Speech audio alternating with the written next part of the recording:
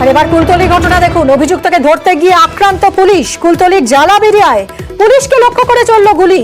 ঠিক কি ঘটেছে অর্পণ জানাবেন আমাদের। অর্পণ, কুলতলি থানার পুলিশ 2 নম্বর জালাবেরিয়া গ্রামের পয়তারহাট, সেখানে পুলিশ অভিযান চালান। এক আসামি, তিনি দীর্ঘদিন ধরে সোনার ঠাকুর দেওয়ার নাম করে বিভিন্ন মানুষের সঙ্গে প্রতারণা করেন। সাদ্দাম সর্দার যার নাম, তাকে ধরতে পুলিশ বাড়িতে যান এবং সেখানে গিয়ে যখন সাদ্দামকে ধরে ফেলেন তখনই এলাকার মানুষজন, তার পরিবারের লোকজন তার পুলিশের উপরে হামলা করেন এবং সেই আসামিকে পুলিশের কাছ থেকে ছিনিয়ে নেন। এবং পুলিশ যখন প্রতিরোধ গড়ে তোলে তখনই অভিযোগ এলাকার মানুষের কাছ থেকে এবং পুলিশ সূত্রে যা পাওয়া যাচ্ছে যে পুলিশের কাছ থেকে আসামি ছিনিয়ে নেওয়া হয় এবং তখনই পুলিশকে লক্ষ্য করে গুলি চালানো হয়। এই ঘটনায় রীতিমতো এলাকায় গুলি চলল কোথা থেকে? আগ্নেয়াস্ত্র টাকার?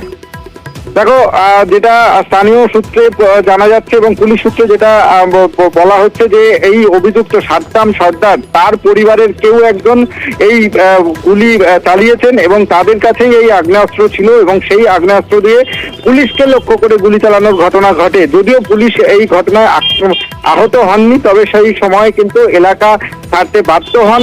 অবশেষে সেখান থেকে 2 জন মহিলাকে আটক করেছে পুলিশ এবং এই ঘটনায় বাড়তি ফোর্স মোতায়েন করা হয়েছে এবং এই এলাকায় আবারও অভিযানে যাবে পুলিশ।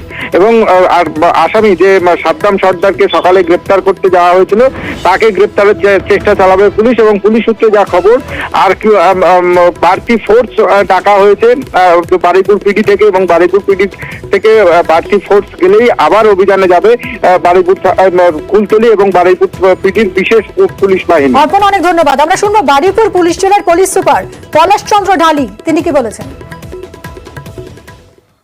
কি বলবো, ওখানে আমরা রেড করতে গিয়ে ওখানে যে আসামি আছে ওর ভাই বন্দুক বের করেছে, পুলিশকে দেখিয়েছে। এবার আমরা টিম পাঠাচ্ছি, রেড করবো আবার বড় টিম। কোনো আহত হয়েছে পুলিশ? না, কোনো আহত হয়নি। ক রাউন্ড গুলি চালিয়েছে ওটাও এখন জানা যাচ্ছে না।